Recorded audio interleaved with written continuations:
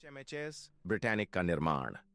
Britannic का निर्माण 1911 में हुआ था और इसका निर्माण क्वींसटाउन, इंग्लैंड के हारलैंड और वोल्फ शिपयार्ड में हुआ था, जो वही जगह थी जहां टाइटैनिक का निर्माण हुआ था। ब्रिटानिक का उद्देश्य टाइटैनिक से भी बड़ा और शानदार जहाज बनाना था। इसका डिजाइन भी टाइटैनिक की तरह था, लेकिन इसमें कुछ सुधार किए गए थे, खासकर सुरक्षा मानकों के मामले में।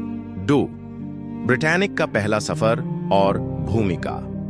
ब्रिटानिक को पहले एक रॉयल मेल शिप के रूप में डिजाइन किया गया था, लेकिन टाइटैनिक के डूबने के बाद और प्रथम विश्व युद्ध की शुरुआत में इसे अस्पताल जहाज, हॉस्पिटल शिप के रूप में बदल दिया गया।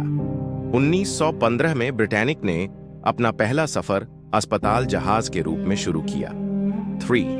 ब्रिटानिक का दुखद अंत। ब्रिटानिक की यात्रा बहुत ही छोटी रही। 21 नवंबर 1916 को जब ब्रिटानिक ग्रीस के केफालोनिया द्वीप के पास यात्रा कर रहा था, तो यह एक जर्मन खदान से टकरा गया। यह धमाका इतना बड़ा था कि जहाज के एक हिस्से में बहुत बड़ा छेद हो गया और कुछ ही समय में जहाज पानी में डूबने लगा। जहाज को तत्काल खाली करने के आदेश दिए गए और अधिकांश यात्री और चालक दल के सदस्य समय रहते सुरक्षित बचने में सफल रहे। ब्रिटानिक के डूबने की घटना में कुल 30 से 40 लोग मारे गए, लेकिन इसकी डूबने की गति टाइटैनिक के मुकाबले कहीं कम थी, क्योंकि ब्रिटानिक के डिजाइन में कई सुरक्षा सुधार किए गए थे, जिनकी वजह से ज्यादा लोग बच पाए। 4. ब्रिटानिक की धरोहर। आज ब्रिटानिक का मलबा समुद्र में गहरे पानी में स्थित है और इसे समुद्र तटीय खोजकर्ताओं द्वारा तलाशा गया है।